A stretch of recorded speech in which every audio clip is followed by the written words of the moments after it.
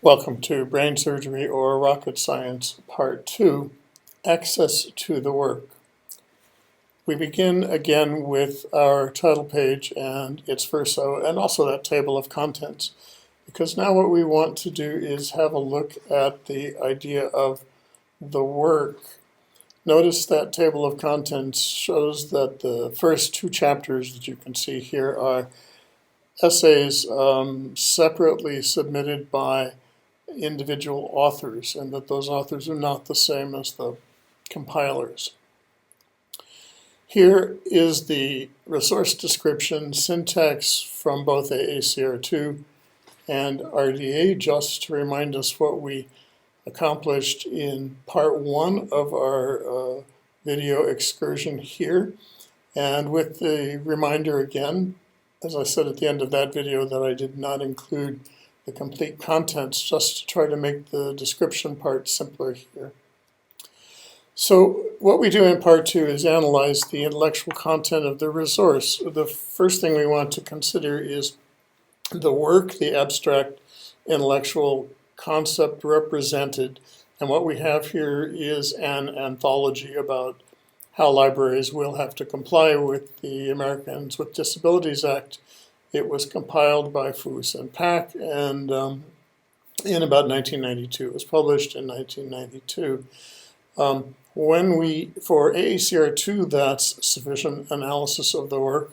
For RDA, we must also consider that the abstraction is the work, but the expression, the specific text, is this particular collection of essays.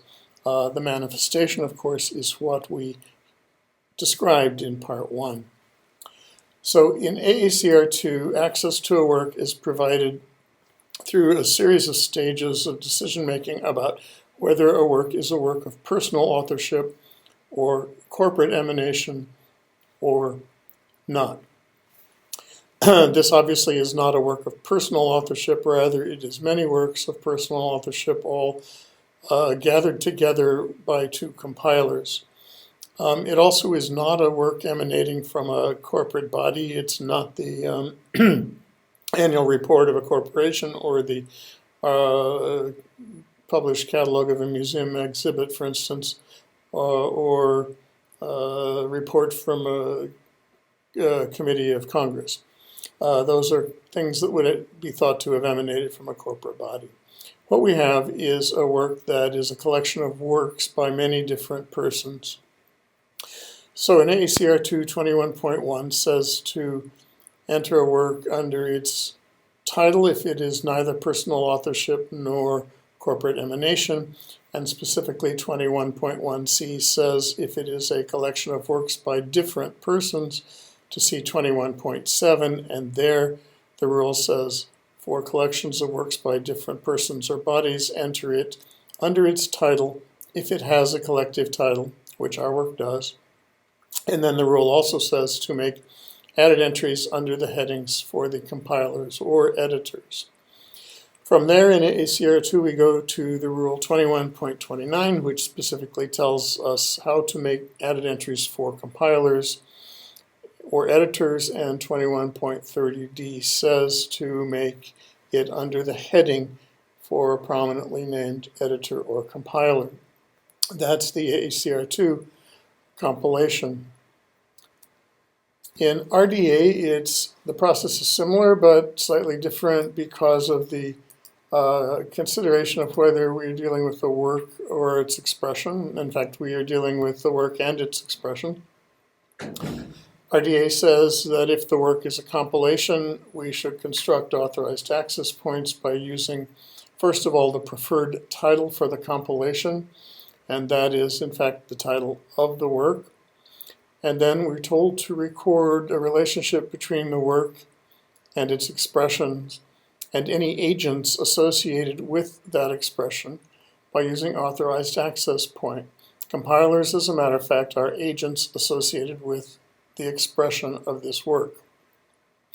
So 18.4.1.2 says that if that agent is a person, see 9.19.1, there we're told to use the preferred name for that person as the basis of the access point. 9.2.2.9 says that if the name contains a surname, record the surname as the first element.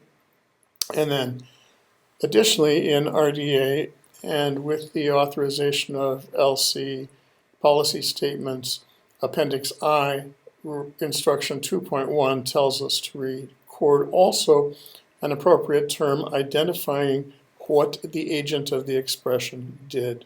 In this case, that is a compiler. Now we turn to authority work. We go to OCLC connection, and this time we search in the authority file, not the bibliographic file. And in the authority file, we look for the names for both Donald Foos and Nancy Pack.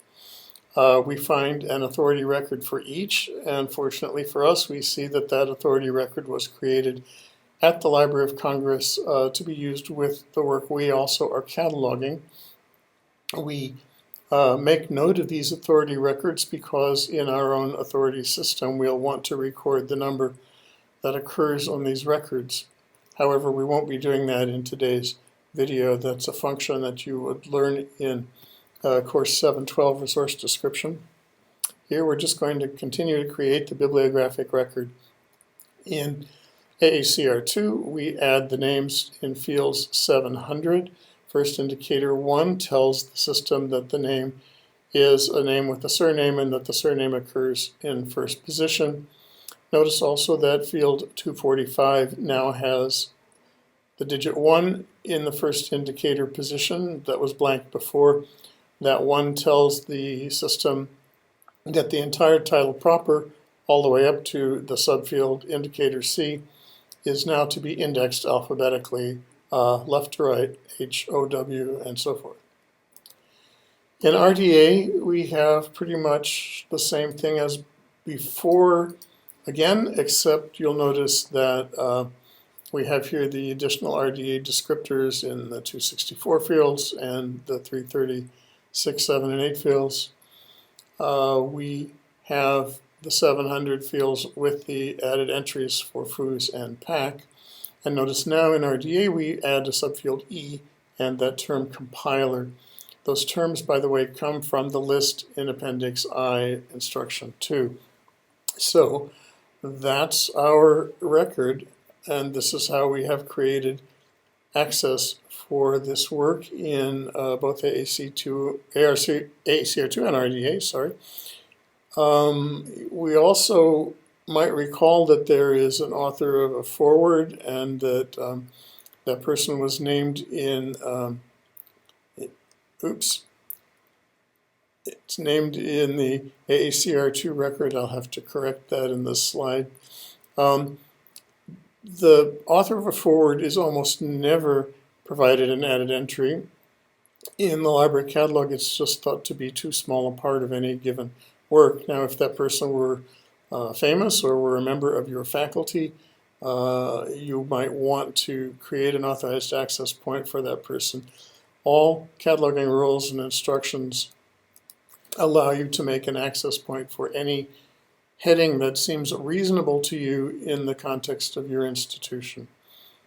Okay, that's part 2. I'll see you when we get to part 3, subject analysis.